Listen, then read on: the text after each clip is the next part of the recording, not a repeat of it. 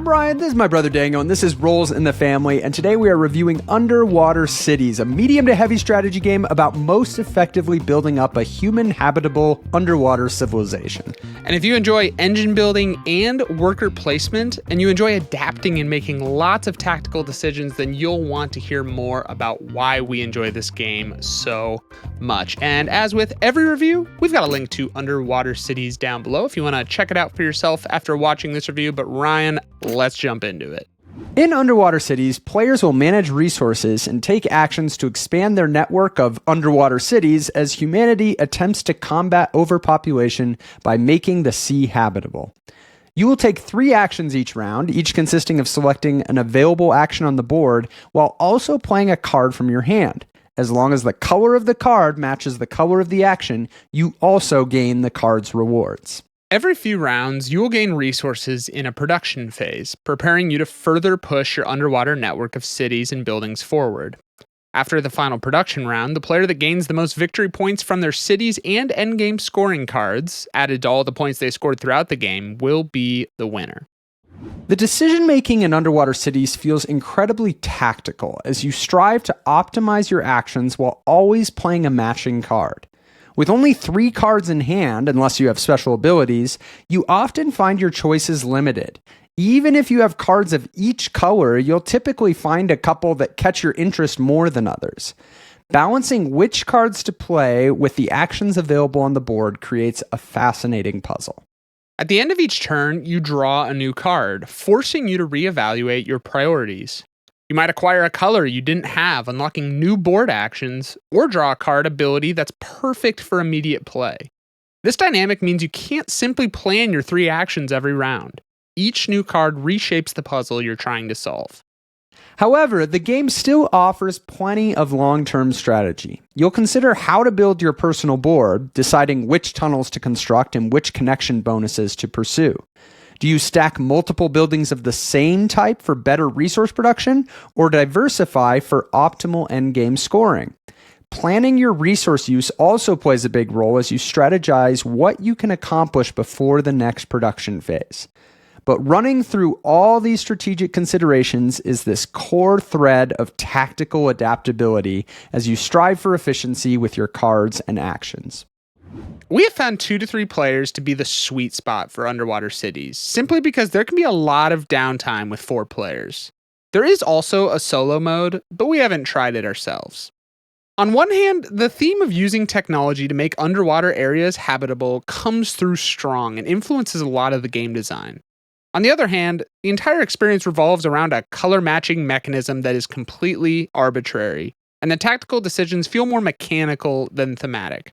This balance puts Underwater Cities somewhere in the middle between abstract and thematic. This is a heavier strategy game that rewards optimal action efficiency and resource management. So while the card draw introduces a lot of randomness, the outcome is still largely determined by player skill. Most of your time is spent thinking about your own puzzle and not worrying about what other players are doing. But there is still interaction in the competition for worker placement spots and sprinkles of other elements such as competing for special cards with endgame scoring or racing to achieve specific goals when using the government contracts module. For a big strategic experience, there isn't much setup required outside of getting out all of the different supplies and shuffling decks. Still, the number of components here will still take a bit to get in their right places. While most of the systems in Underwater Cities are intuitive with good iconography, this is still a complex strategy game that takes a little while to explain everything in a way that will set new players up for success in their first game. Almost all the setup variability is going to come from the randomized hands of cards, which certainly make a big impact, as well as the randomly drawn special cards. That said, a lot of the variability feels similar and is more about directing small tactical decisions than really changing the trajectory of your strategy from game to game. We will note that the excellent New Discoveries expansion does a great job of increasing this variability with more asymmetrical player boards, unique personal assistants, and varied sets of starting resources. The most fun part of Underwater Cities is navigating the decisions that emerge from trying to match cards to action spaces of the same color. It is a great example of how a mechanical design choice without any thematic justification can elevate a game simply because it is such a fun mechanism. It takes everything that is interesting about worker placement, planning out your actions, prioritizing based on which are likely to get blocked first, and injects a layer of nuance as you try to optimize your cards. Every turn ends with the exciting moment of drawing a new card and seeing if it changes what you think you should do next. There's even a bit of push your luck as you can try to keep your colors balanced for more flexibility, or take the risk that you might draw the same color you already have and be really limited in the actions you can take. Underwater Cities, like many card-based engine building games, offers a satisfying sense of progression as you enhance your production and abilities. With only 3 production rounds, your advancement is very clear as you notice significant increases in output. There's also a cool mechanism with action cards that trigger when selecting board spaces with the matching icon. Playing more action cards is like creating your own worker placement spot, as those places will let you choose any of your action cards to activate.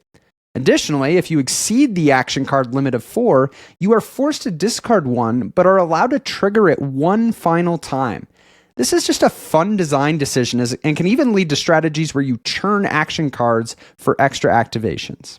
All of this optimization and card play feeds into the actual construction of your underwater network of cities. And this core system does a good job of providing interesting trade-offs independent of the tactical action selection. You want to consider which placement bonuses to prioritize, and choices you make on building construction have implications on both resource production and final scoring. Other systems, such as the Federation track that provides bonuses and determines player order, or the special cards that can only be acquired through a single action slot, add to the foundation that really allows the variety and tactics of the cards to shine. It is really satisfying to see how much your production scales as the game progresses, but the actual execution of collecting those resources can start to get really tedious as each player slowly walks through every aspect of their production engine. Since every player typically handles their own production simultaneously, unless you really want the game to run long, there is just a lot of room for error without anyone double-checking the calculations. It is a kind of upkeep that would be really nice to leave to a computer, but us mere humans just have to accept that there are probably going to be errors that are going to go unnoticed almost every time you play. There are many games where you build something up throughout the game and then get the satisfaction of looking at the unique thing you've built at the end of the game. And while Underwater Cities fits into this category, it also doesn't have much variation in its end state, as your network of cities and buildings will feel roughly the same each game. It's a small thing, but just don't expect to go, wow, look at the really unique way I built up my board this game. And now, let's get to our personal ratings for Underwater Cities. So I will always remember Underwater Cities as the game that I bought right before everything went into lockdown in 2020. Wow. I remember I got it and I was going to plan a game day, and then there weren't a lot of in-person game days for a long time after that. Yes, it was a little sad. In fact, our first plays of it, if you remember, was actually on Tabletop Simulator. We actually, because I learned the game, I wanted to try it, and so we tried it on there. And man, this is a game that, like, when I researched it, it felt like it was, kind of in a crowd of these types of games. It's like, is there really something that's going to have it stand out? And having now played it quite a bit, I think it really does. And I'm actually going to be coming in at a 9 out of 10. It's just a really fun game. And I think so much of it is driven by that core card action system. We've talked about it in the review that it's just kind of this arbitrary thing of like, well, the colors of the cards, that they match the colors of the places, but the decisions that come out of that, like if I'm sitting with 2 red cards and a yellow card, okay, it's like, I really don't want to go to the green actions unless like I need to, because you're going to basically just not get to play a card. Right. And then it's like, okay, well, I could go to a yellow action, but I have 2 reds. If I draw another red, I'm only going to have reds at that point. Like, is it better to maybe try to use a red and maybe balance my hand? But then you're weighing that all on top of the normal, like, worker placement And considerations. it's tight. Yeah, of like It's where a are very other tight people going to worker go? placement. Tight, and there's a lot of things that like there's only one place to do it. Like there's like only the one space where you can play the science to upgrade things. Yeah. And there's only, the one place to get special cards, which I find often the mistake we all make is there's those end game special cards that are all like end game scoring of like you can, turn all your kelp into points at the end of the game. Yeah. And everybody in their mind's like, oh yeah, I'll get that in like the last or second to last then we never round. get it. And then it's like, well, there's only one spot. Yeah, we right. can't. Everyone all can't go there. Right. Yeah, right. so there is. We've realized more like, oh, it is probably good to like think ahead and like, take that action potentially earlier. But yeah, and then the fact that then at the end of the turn you get to draw a card and you've just refreshed that puzzle. Like it just is so satisfying to always, right when you're going into what's going to be the downtime. And this game does have downtime depending on who you're playing with and how many players. But you get to start it out with this new piece of information that's really impactful. And then on top of that, other people are starting to take spaces. And so you're kind of, figuring out what's the best way for me to approach this. And so honestly, that's like most of what I think elevates this game to where it's a keeper for me is just how fun that core system is.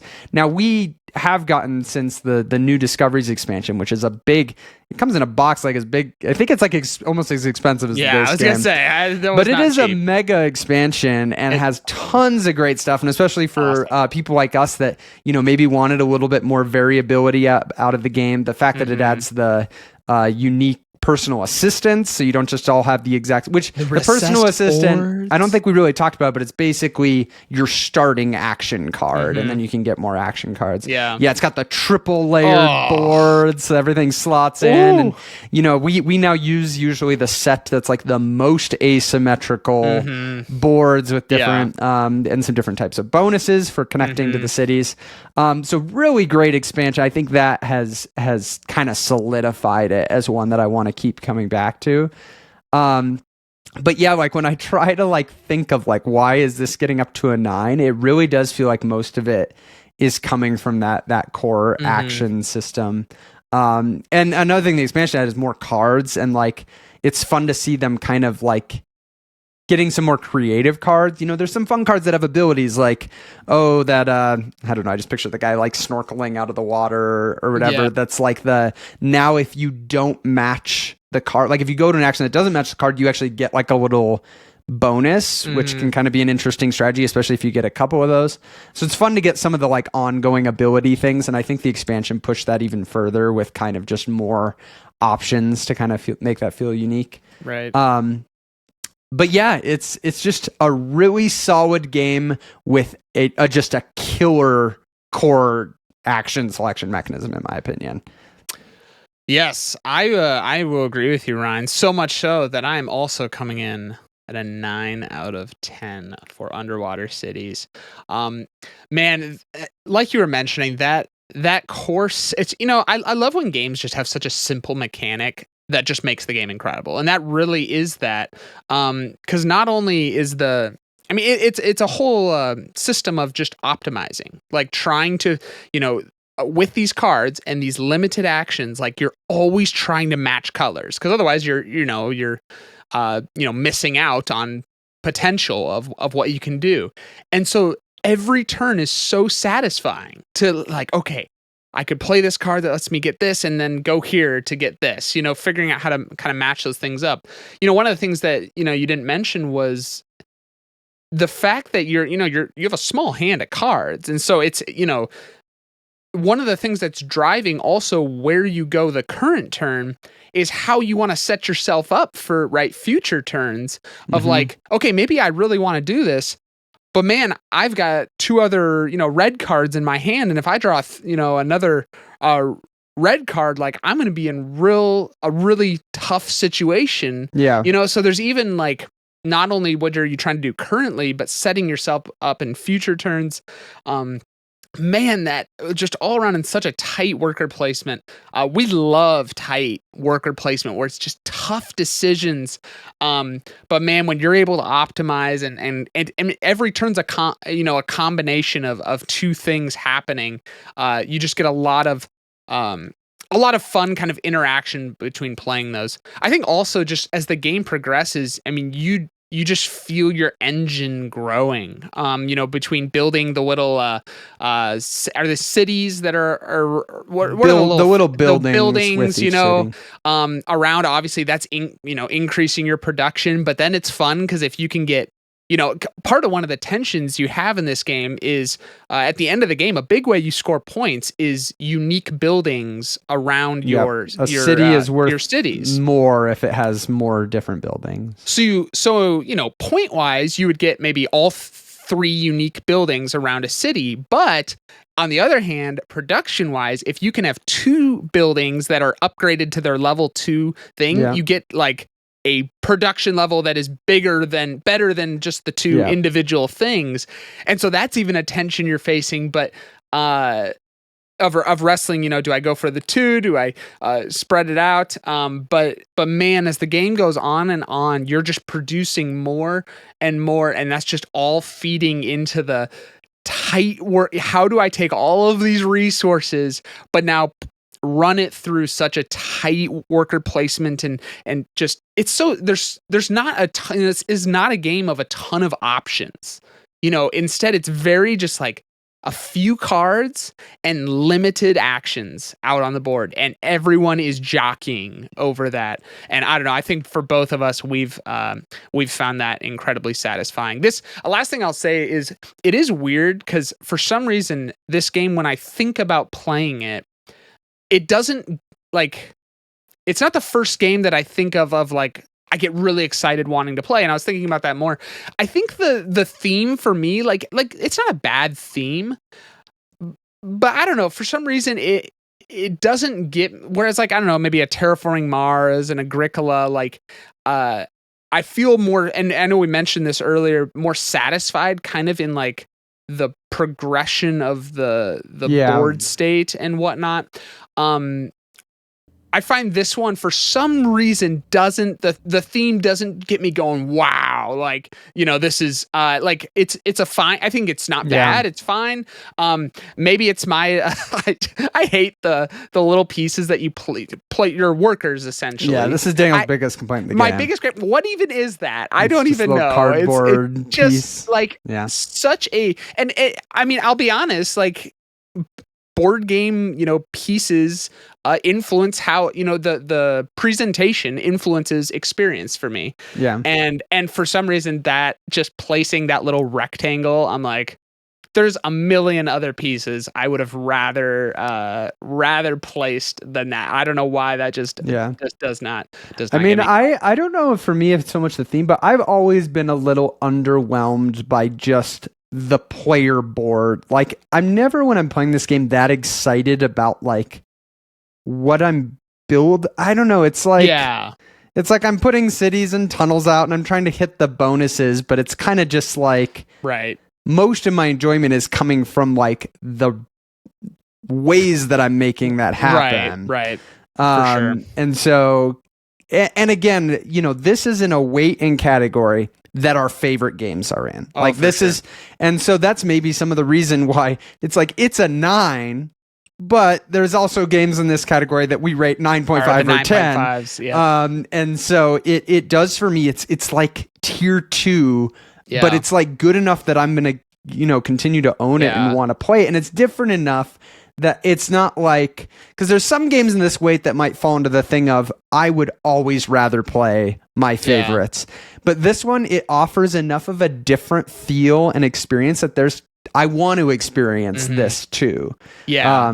And so it has found a home in my collection. I totally agree. And it's one that, despite me not thinking about, despite me maybe not getting super excited before, when I'm thinking about playing it, every single time once I start playing it, I'm like, oh my gosh, this game is so much more fun than when I think about it, I wonder if that's because when we think about games, we tend to think more about the strategic parts of it.